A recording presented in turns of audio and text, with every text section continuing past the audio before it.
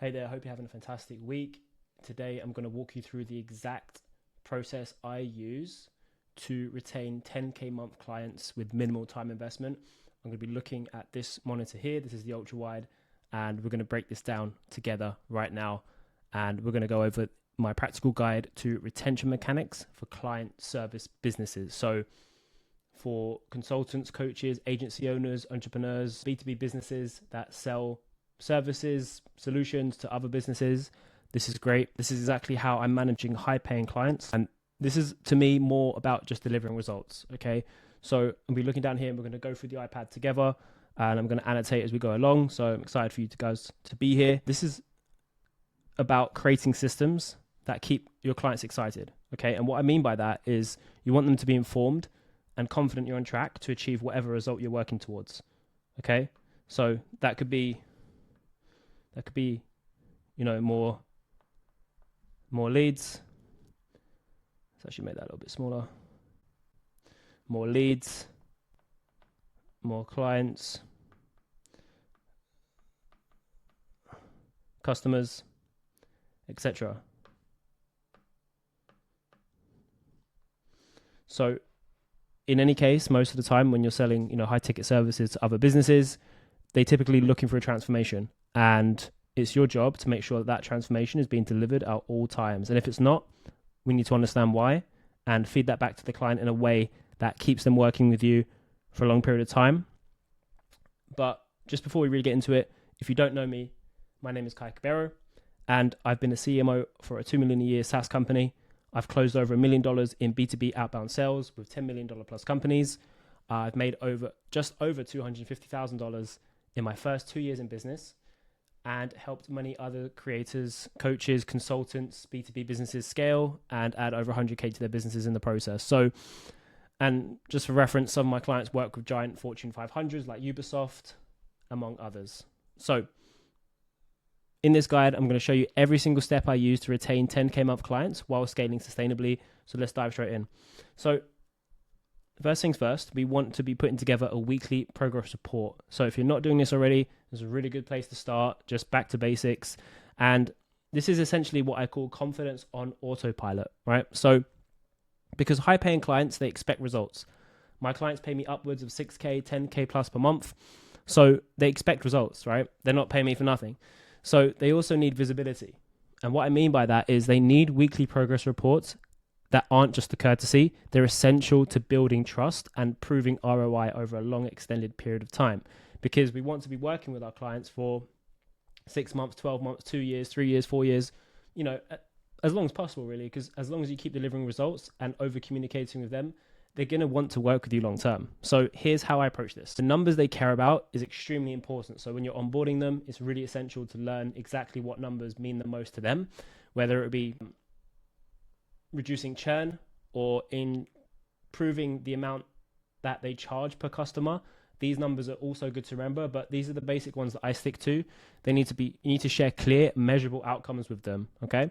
And I like to track and report metrics like leads generated. It's a pretty standard one because most of my clients, I do either business development for them, or I do fractional biz dev for them, or I teach them how to do it and they deploy it themselves. There's a bunch of different models I do. We send X amount. In my case, we're doing cold email for a client, okay? It may be different for you if you're doing Facebook ads or consulting on any level or doing email newsletters or whatever, but we sent X amount of emails last week with X amount of positive replies and X meetings booked. So we want to be tracking how many positive replies, how much our message is resonating with the market, and how many meetings have we booked from that. Okay. And then revenue impact, probably the most important metric, is this generated X amount in monthly recurring revenue, annual recurring revenue, etc. For example, I think we started working with our client for 45 days, 46 days, something like that. And they generated a 180K client in the first 45 days, right? And they probably booked like 20 calls, and inside those 20 calls was a 180K client. Okay, so it's really important to know those numbers. So for every 20 meetings, we pretty much have a 180K client on our hand. That's what the stats are showing us so far. So that's really important. So if you are doing outbound at any capacity, this is for my outbound guys, how many calls to sign one deal? How much is the deal worth?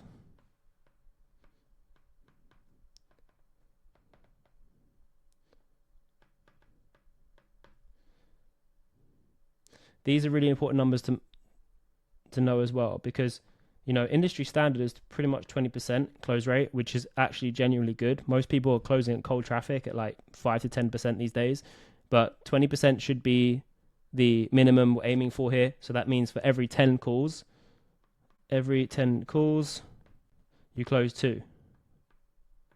Okay. So if your deal size is 10 grand, you're going to make 20 grand every 10 calls. Okay.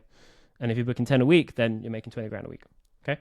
So number 2 is contextual wins. And this is highlighting specific leads or deals that stand out. Okay.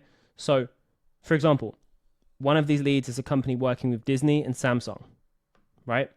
We know that this is potentially going to lead to something big, or it could be positioned as like a foot in the door process or offer with the client.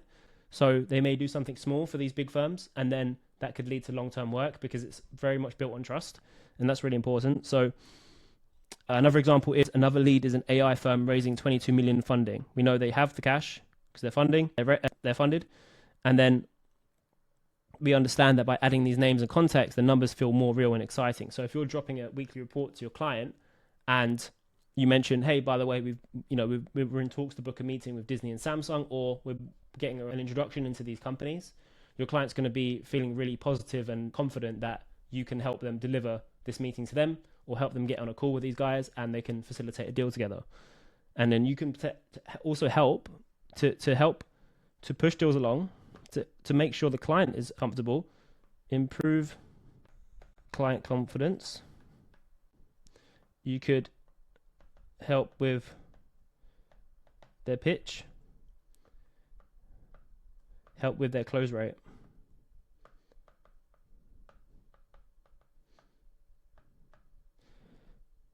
So these things are going to be really effective as well. They're going to trust you, and they're going to see you as a strategic advisor, not just someone who is just working with them on a like done for you basis. You're not just another vendor, not another vendor. So, and you position as a strategic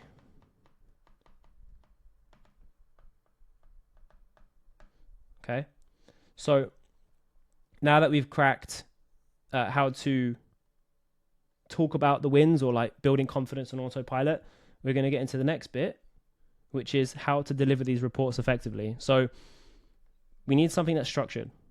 Okay. We need a structured report. So similar to like this video that I'm making here, you could go over the results that you've gotten. So if you've got like a lead tracker or somewhere like a CRM or a dashboard where you're tracking the numbers, the data, the figures that are coming in on a weekly, daily, monthly basis, you could turn around and be like, okay, cool. I'm just going to screen record this platform or this dashboard or whatever, and just make sense of the numbers, because understanding data is our main thing, right?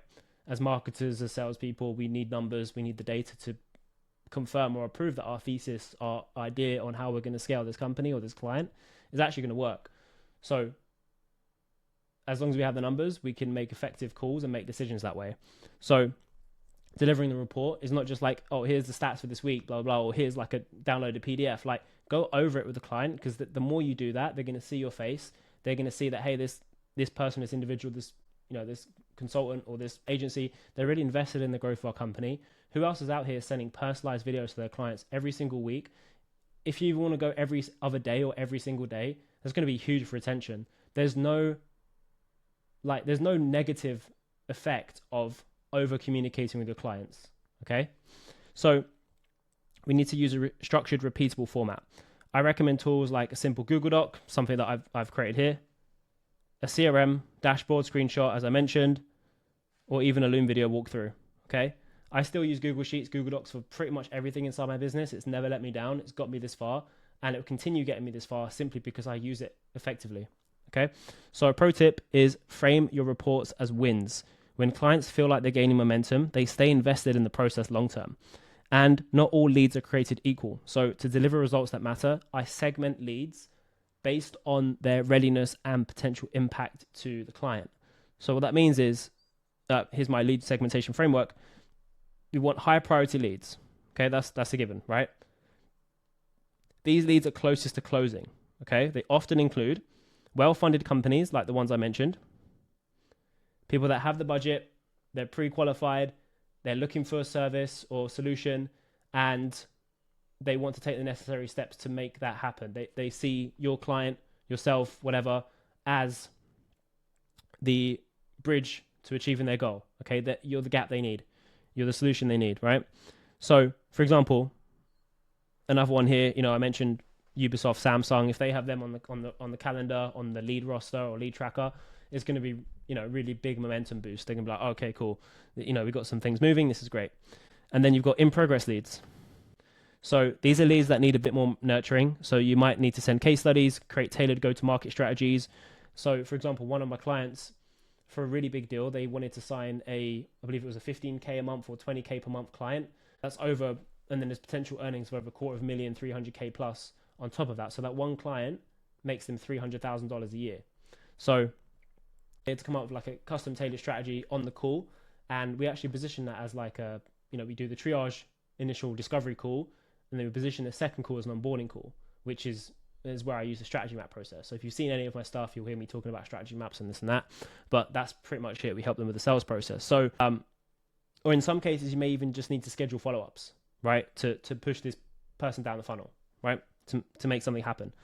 And then you have quick wins, right? So these are leads already monetized or about to be monetized, and they're ready for action. So an example is this company generates 2.4 million ARR. We've had the initial discovery call. They're happy with the strategy. They're looking for a growth solution. Like, they want to sign up. Let's go. Let's close them. So this matters because segmenting your leads shows your client that you're strategic, laser focused, and ROI driven. Okay. These are the main three pillars that you need. Okay. So a pro tip with this is always communicate your segmentation process to the client. They need to understand where you're at and where their pipeline's at and all of that stuff. That's what they've brought you in for. So it reassures them that you're maximizing their ROI, the amount they pay you. Okay. So moving on to number 3, which is mapping out revenue like a boss, right? So clients don't just want activity. Okay. They want to see how today's efforts lead to tomorrow's revenue. So mapping out revenue potential gives them a clear vision of what's possible by working with you. So this is how I map revenue, by showing the big picture. And what I mean by that is, we have, for example, I might go to the client, we have X amount of campaigns booked and X amount of campaigns, active campaigns running, and are booking X meetings per week. In some cases, I may even run 20 cold email campaigns for my client or 30 cold email campaigns for my client, sending hundreds and hundreds of thousands of emails per month for my clients to generate, anywhere from 100, generate 100 plus meetings, right? So because I know if they're closing at 20%, they're going to make plus 20 grand plus 30 grand plus per deal they sign, which is great. So, and in this case, one deal alone represents 30K a month in recurring revenue. So if they close, an X amount of clients from that list that that lead tracker, going over the data, making sure everyone knows what they're doing, staying up to date on everything, updating it. I update my lead tracker, or I have a team member that updates my lead tracker with my client's lead tracker. All the meetings that are coming in, they're scheduled and they're updated morning, afternoon, and evening before we sign off for the day. So 3 times around the clock. It could be more. We could do more as well. Might log in on a Saturday and Sunday and keep track of everything running. Because we know that if a client closes X amount of clients from our leads, that's 100K a month of potential revenue. That is huge upside. And obviously, that's a great case study for you. They stay around long term. You've got a great relationship. You're making money together. That's all clients really want. They just want you to be, they would just want to be happy working with someone who can help them make a lot of money, and you guys can make money together. Okay. And they can do more, you guys can do more cool stuff together. So how I present it is twofold: simply rather, and visually, right? So I use charts or straightforward bullet points to connect activity to tangible outcomes. So I tie every action I take back to dollars and cents. Like I mentioned, we're all here to make money. Clients want to know their investment is paying off.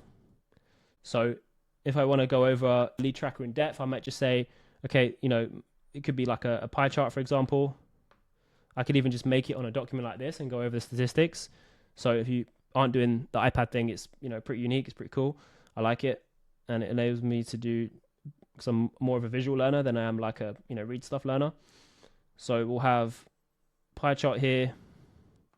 We got like, it's probably look like a Pokeball in a minute. We got this one here, then we got say this chunk here, and then this could be closed, follow up needed, and then we've got like closed one, we got lost.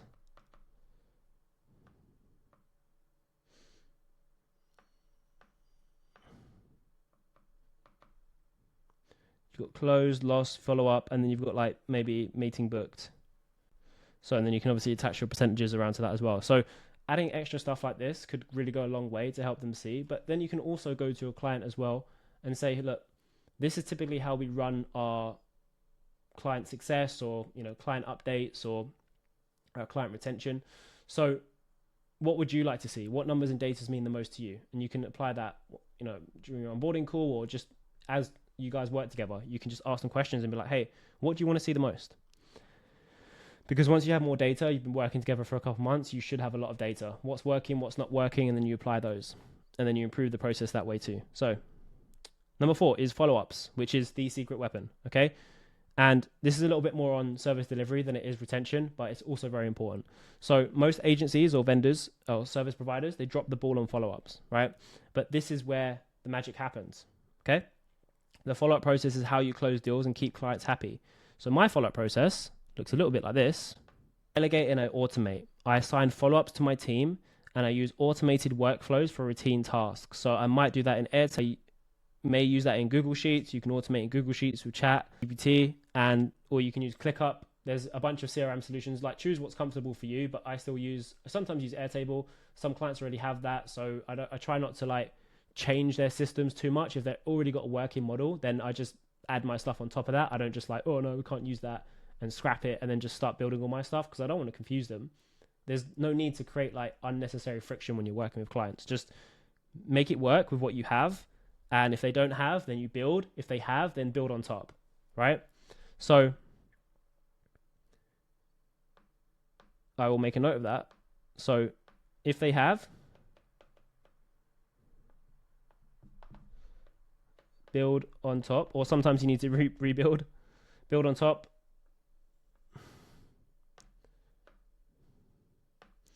Don't have, simple. So like I said, mentioned, I've got team member, automation, delegation for routine tasks. So, I'm not sitting there communicating with the leads and making sure they're booked in.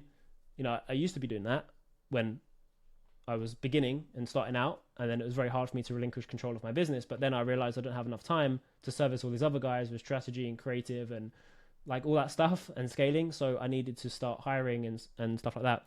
That could potentially be another video. If you do want to see a video on like hiring and how to find like a clone of you or like a mini me that can come into your business and just do what you do, right, for clients, so you can focus on high leverage stuff, then let me know, drop me a comment or a thumbs up and subscribe, and I'll drop that video at some point.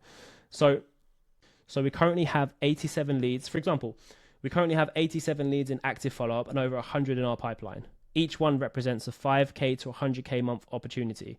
So, for example, if you've generated like 87 leads in like a couple of weeks, and you've just started working with a client, that's pretty good going, right? That means your campaigns are on point, messages resonating, offers resonating, and you've got 87 leads in active follow-up. That's huge, and with over 100 in a pipeline. So that's like a lot of money there, right?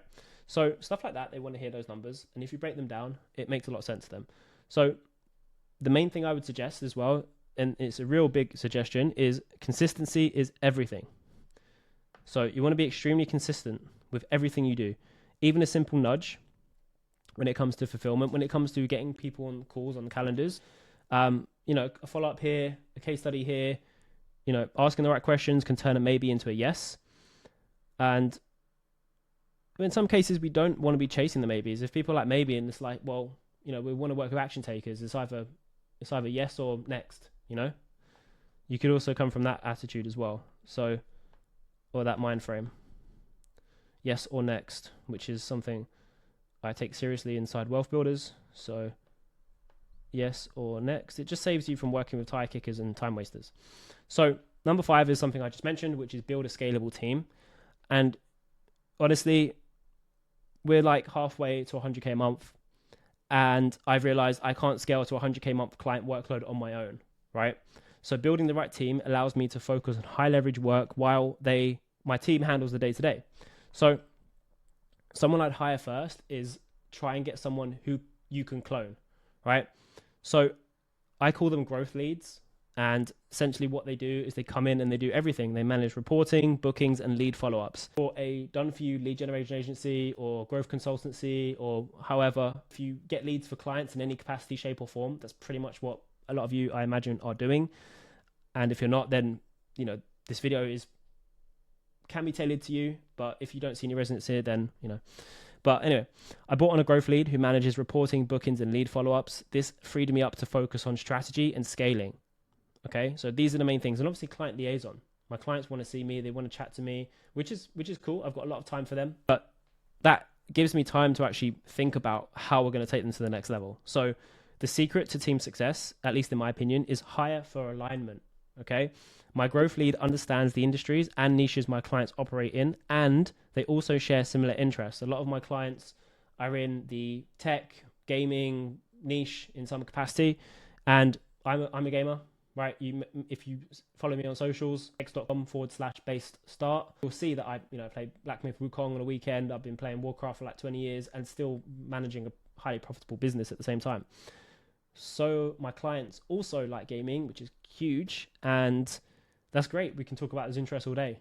So that's cool. Having a mutual understanding and alignment with your clients is good, and having a team that also is into that stuff is really helpful. It's not always necessary, but you guys can understand references, culture, stuff like that. So yeah, you want to obviously enjoy working with the people you work with. So as I mentioned, this makes communication seamless and keeps us in sync. So one thing I've really learned across this stage is I've been burned by a lot of people in terms of working together. Sometimes my fault, sometimes theirs. And it's just part and parcel of the game. You learn and you adapt. Nothing is going to be perfect from the get-go. And that's one thing I always thought was like, yeah, business is going to be perfect. It's so much fun. And it can be. Right? You're going to have really good days and you're going to have really shit days. But at the end of the day, if you are working with a strong, confident team and you guys align on the same goals together and you're moving forwards together and doing what's necessary to push the needle forward, not just for your own business, but for your clients' businesses, you're going to have a good time, right? And to do that, I need to invest in people, or you need to invest in people who can think like you, not just execute tasks. You don't want to work just with order takers. You want to work with people that are switched on, and they can execute accordingly. So, celebrate wins. And this is really where it's something I call the retention glue. Okay, this is what sticks you guys together. So, clients want to feel like they're winning, even in small ways. So, regularly celebrating wins keeps the relationship strong. So, here's how I share wins. And, for example, highlight big numbers. That shouldn't say 3, but yeah. We sent 12,000 emails, got 46 positive replies, and booked 3 meetings this week. So for example, in any case, we'd book, 30 meetings from 1,400 emails sent, right? But the point is that you are celebrating even the smallest thing. So for example, one of my clients, this is a great way you want to get low-hanging fruit off the bat if you can. If you're waiting for inboxes to warm up, by the way, they shouldn't take you more than 7 days to warm up. You're doing cold email for them. The first thing you want to do is, if you already have inboxes ready to go, use those and launch what you think could be the best positive reply script or best resonating script for your clients. Launch that to their ideal client list or ideal list of prospects and start booking meetings in from the get-go, right? I would suggest that. I did that for a new client, a big PR client of mine, pay upwards of 10K a month.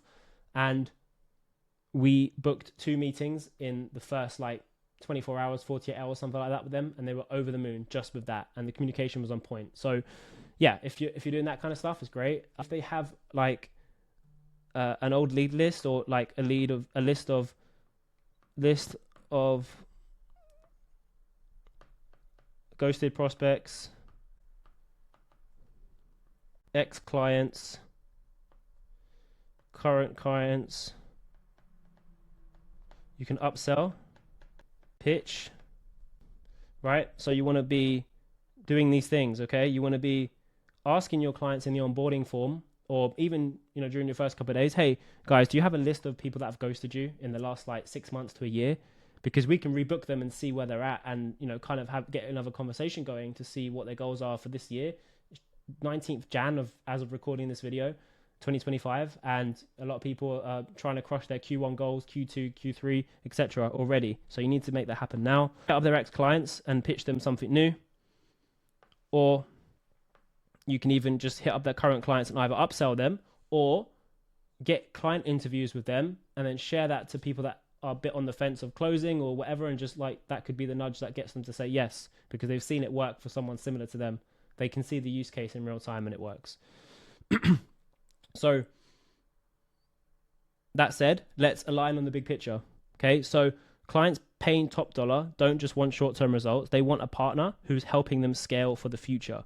So this is how I align with that. I share the roadmap. So our goal, for example, is to consistently book 7 to 10 calls per week on the low end. From this, we're building toward 100K per month in additional revenue. Okay, so if they're at 50K a month or 60K a month, maybe we're scaling a marketing agency, for example, they want to get to 100K a month in additional revenue, just work backwards from that goal. How many leads do we need? How many meetings do we need to book? How many deals do we need to sign? And then just work backwards that way. Position yourself as a strategic partner at all times, like a trusted liaison, right? Someone that so you're showing them that you're not just executing tasks, you're helping them achieve their bigger vision. So a pro tip for this that I would suggest is make sure you revisit long-term goals on a regular to keep the client engaged and excited, okay, about the progress you guys are going to be making. So my final thoughts on that is managing 10K plus clients per month, or managing clients that are paying you 10K plus per month rather, is about systems, strategy, and communication, not burning out, okay? Because it does sound like a lot, but sticking to this format, to this structure, to this retention guide is all about not burning out. Because once you have systems in place and it's strategic and you know what you're doing, you know what the expectations are, you're not going to burn out because you got everything on point, plus you got team member potentially to help you as well, okay? So here's a quick recap. What we've learned today is weekly reports to showcase wins and progress. We segment our leads to focus on high value opportunities. We map the activity to revenue potential for clarity. Follow up relentlessly to close deals. They either buy or they don't. Pretty straightforward. Yes or next. Build a scalable team that frees you to focus on growth. Celebrate wins to keep clients excited and working together long term. And then align everything with a client's long term vision always. Okay. Obviously, we have micro goals, macro goals, etc. But long term vision is what we're really looking at here. It's like, John, it's not going to be an overnight fix, but in the next 3 to 12 months, we're going to be in a really, really good position, and you're going to be able to do everything you want, right? So by implementing these steps, you'll not only retain high value clients, but also position yourself as a trusted partner who delivers results the Wealth Builder way. So if you like this video, if you learned something from this, I send 1 email a day sharing the exact strategies and steps I take towards achieving my 100K per month goal with my business. And again, if you got to the end of this video and you learned something today, consider subscribing to my email list. It's kaicabero.co.uk. It's in the description. It'll be in my bio as well. So check that out. I'll send you 1 email a day on how you can do the same. And I'll catch you in the next one. Cheers.